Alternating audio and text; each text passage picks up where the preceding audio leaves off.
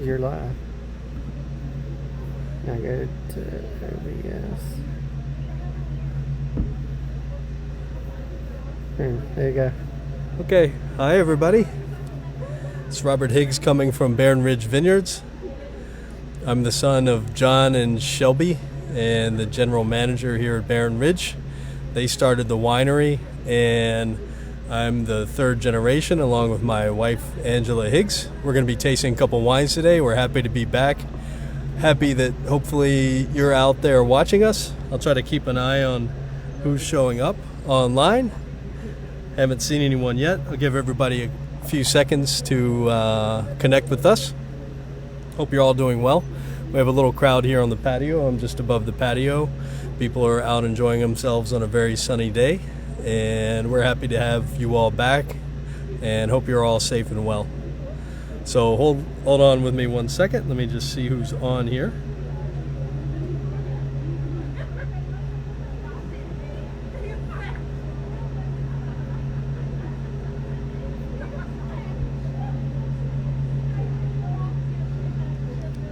Okay, I'm not seeing who's jumping on. So I'm going to get Kirk to help me out, and then I'm going to start the tasting.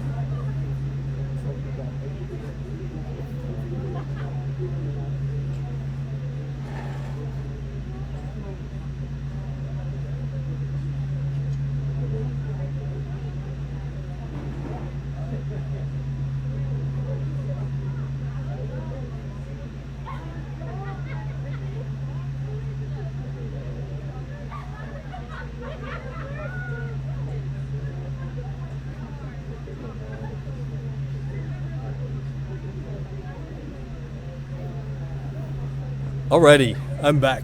Sorry for the little delay. So,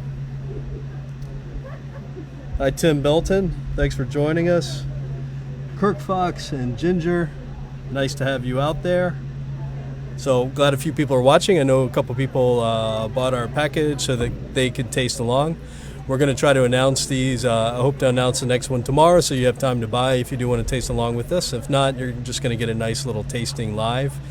And we'll go to it. So we're out here at Barren Ridge in front of the vineyard here, as I mentioned, with a few people on the patio.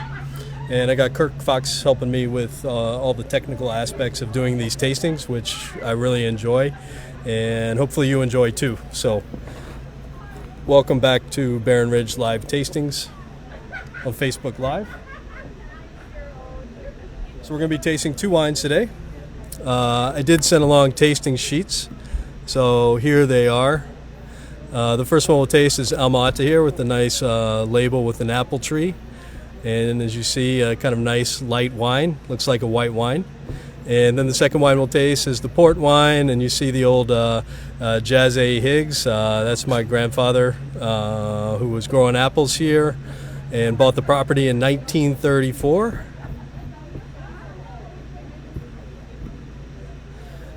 So you're here from the old apple orchard, and we're going to start with Alma Ata. This is a new wine that we started making in 2018. As you can see, it says Father of the Apple. Alma Ata is the old name. Alma Ata actually means Father of the Apple. And my father, John Higgs, lived in Alma Ata in Kazakhstan, and the mountains in Kazakhstan are thought to be the birthplace of the apple. And since we're an old apple orchard, this is an homage to our roots. And this is a wine made from apples, so just apples in here, apple juice. And we used two varietals. We used Golden Delicious and Stamen. And in the future, we're going to add some other heirloom varietals from around here to make this wine even more complex and enjoyable. And this was made by Mark McCune and also Jesse Gatewood. And Mark is our viticulturist here, so he's done a really good job of making this wine, and we appreciate it very much. So on to the tasting. So it's basically this Alma Ata is basically a white wine made from apples instead of grapes, and It is pretty much looks like a white wine and smells and tastes like a white wine. You just get a different fruit profile than you would with other white wines, where you tend to get citrus fruits or peach or stone fruits. You have hints of apple in this one. Otherwise, it's fairly similar to a white wine with slightly lower alcohol, but it's made just like a white wine. So cheers. Nice to have you out here on a Sunday. Sample the first nose before we swirl. So you get some nice light, spicy notes. It smells very fresh, and you get some light hints of kind of crisp apple. So it smells very good, very clean. And, you know, more aromas rise as you swirl it for the second nose. Nice fruity flavors and nice light spices. Tend to get more white spices like white pepper, maybe a light note of cinnamon and nutmeg. So it smells really good. This is an interesting wine. I'll talk a little bit about wine pairings in a little bit, but I'm going to take a taste now.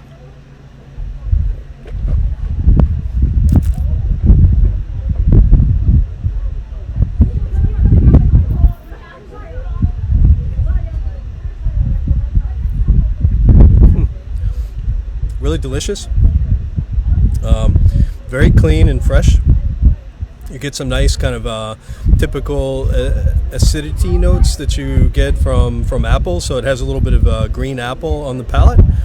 You know, a little bit of minerality also. So it tastes really fresh, and you also get some notes of more ripe apple, like you would yellow apple. So you get a little bit of complexity. It has some nice light sweet notes that you get kind of in the fore palate.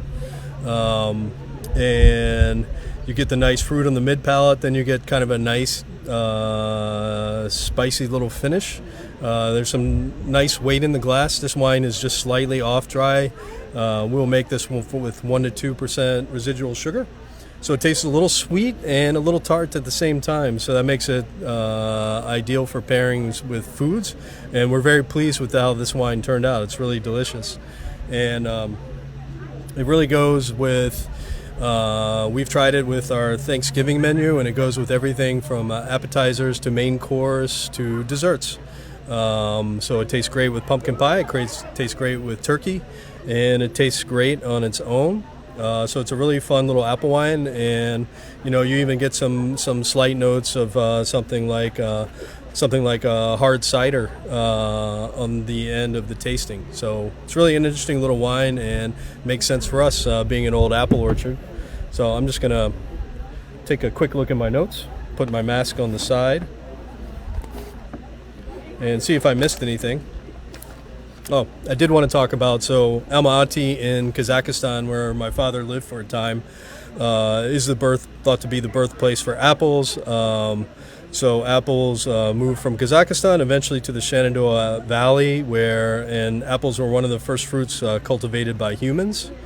And growing apples here in Virginia in the Shenandoah Valley became a very important industry during colonial times, and continued to grow as the valley actually represented the frontier. So just near here, Stanton was actually a frontier town where the people migrating out west, the first pioneers, would stock up on goods, including apples, and they would go out west. And as I said before, my grandfather bought this land in 1934 to establish his own apple orchard, and they even had a barrel making company, and they used to ship green apples to the soldiers during World War II. And like I said, it's a homage to our roots, and Alma Ata means father of the apple. And that's Alma Ata. You can see it's a very nice label and a very nice idea. So kind of a nice little story behind it. So I'm going to move on. So next we're going to taste our port wine, 2016. It's really fun to make a port. I'm going to show you a couple pictures from a recent trip to Porto. This was before the pandemic started, but so this is grapes coming back from harvest back in Portugal. So a beautiful photo of how people used to work at a different time period. And this is a tasting we did in Portugal. They even make a rosé port now, and these are 3 different styles of rosé. So you can get a white port, you can get a rosé port, and you can get port made from red grapes as well.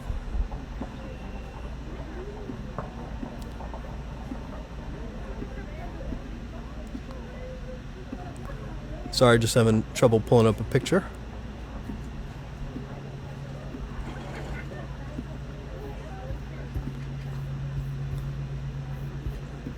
Okay, here it is. I see it's just on the margins here. Alright, so I need to close this one.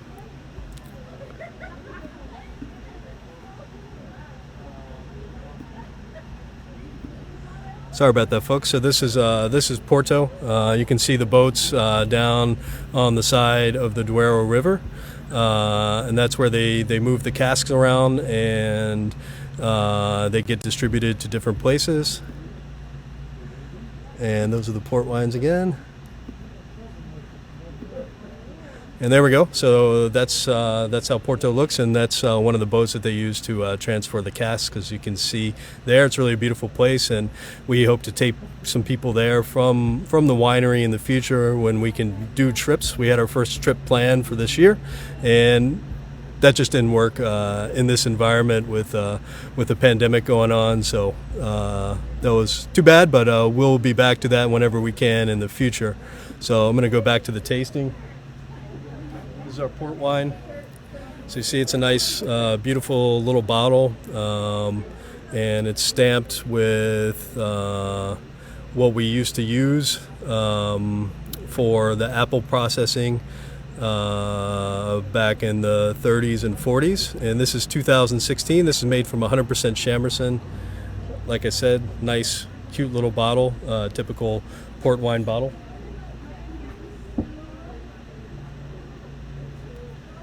So 100% Chamberson. Chamberson, you typically get spicy, fruity, and sometimes herbaceous notes.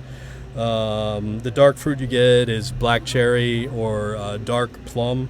You can even get a little bit of smokiness, and you get spices like cinnamon, black pepper, and mulled wine spices, even licorice. And sometimes you get some herbal notes, which you're probably not going to get in this wine, but it's kind of it's almost an opaque, very dark, ruby color. Very fruity and spicy on the nose. You smelled some candy fruits, and smells really delicious. This is called a vin muté in French. Vin muté means the wine was changed. Mutation means the wine was changed, and it's changed by adding clear alcohol to stop the fermentation. And when the fermentation stopped, you still have residual sugar in the wine, and the alcohol goes up because you are adding alcohol. And we did add our own distilled spirits made from one of our own wines. I believe it's Vidal Blanc.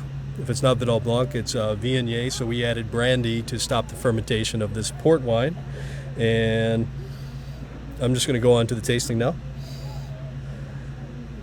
A little bit of earthiness, really some beautiful dark fruits. And those nice spices that I mentioned before, a little cinnamon, nutmeg, a little bit of licorice,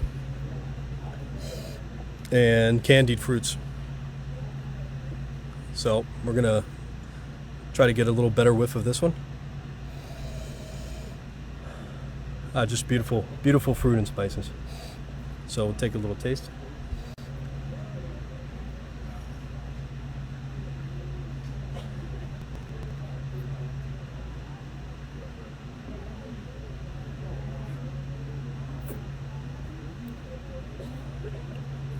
It's just a delicious mouthful of beautiful wine compared to most ports, which can be very dense and kind of syrupy. This is fairly lively and light spices, so not really heavy for a port wine, but it really fills up the mouth though, really covers the mouth in its silky texture. And all those beautiful and complex flavors are right there from the very beginning to the mid palate to the end, and they're really long Very clean flavors, kind of at the end. You taste these nice candied fruit notes and a little bit of spiciness, which kind of play around and dance on the tongue. And that's really it. This port wine, it's very nice to sip on its own. It goes very well with desserts or anything that is a bit sweet. This wine is sweet, but it doesn't taste so sweet like normal ports. Goes very well with strong cheeses, blue cheese, especially dried figs or any other kind of dried fruit, candied fruit, chocolate cake, like a molten lava cake. This would go perfectly. You do get some notes of kind of, now that I think about it, there's still some notes of kind of a little bit of burnt orange peel and nutmeg and cocoa or dark chocolate on the finish, so it naturally goes very well with chocolate dishes. It'll work with sorbet, and it's even nice as an aperitif, especially if you chill it down a little bit with charcuterie, pickles, and olives. It's going to play nicely with the saltiness or anything that has a little vinegar in it, the pickles and the saltiness of the olives. So it's very, very interesting to try in different scenarios and at different times. It's also absolutely fantastic with a cigar. If you like smoking a nice cigar from time to time, this would go beautifully. And just with the cute bottle, it makes a really nice present. And it's just a really beautiful little package. But it's absolutely a fantastic port, and we get a lot of people telling us that it's their favorite port wine, and they just love it. So we get a lot of good feedback, and we're going to try to keep making it in this lighter style. So that's really our tasting today. We're happy to have guests back. We're doing a lot. We're going beyond best practices to keep all our guests safe here. So we're practicing proper hygiene and sanitation and keeping everything clean, keeping everybody spaced out and feeling well. And we've had nothing but good feedback. And you're welcome out here at any time. And as we move forward, we're hope to use a little bit more of the property and spread people out a little bit. And you can maybe have a picnic out here. So we'll be announcing things in the future. And I'll just wrap it up to have a beautiful Sunday, and I hope you're with some people that you love, and we love you all our supporters very much. You've been so helpful to us that we appreciate everything you've done, and we welcome you back here to enjoy some nice times with us and pass some nice moments together.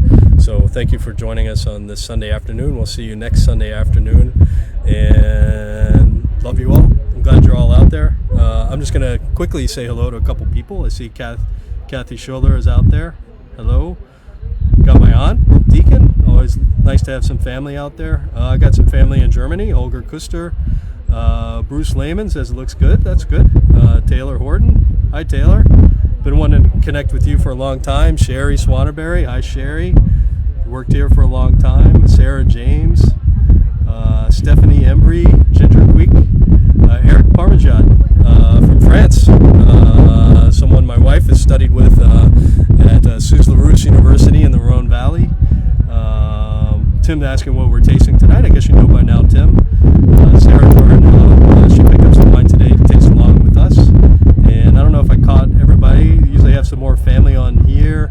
Don't know if my Uncle Butch is on here, but hello to Butch and Vivian. If you're out there, and Larry and Vanessa. So wish you all a nice Sunday, and check out the video if you didn't make the live tasting, and look forward to seeing you. And we do look forward to bringing you out to the vineyard and doing some other things soon.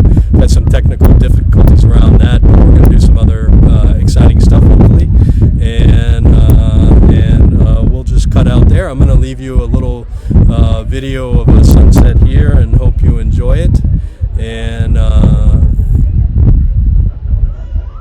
so let me get to that.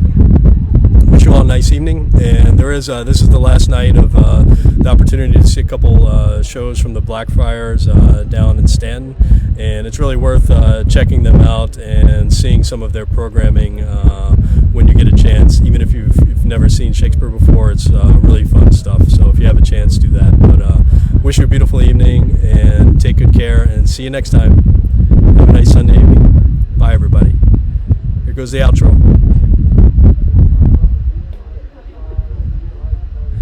Enjoy the sunset. We'll have a real sunset out here in a little while. Appreciate you all, and have a lovely evening. I'm going to let this run for a little bit. You'll hear some people talking down on the patio, but I'll just let it run, and you guys can watch the sunset a few times. We got it looped. So have a beautiful evening. Thank you so much. Bye-bye.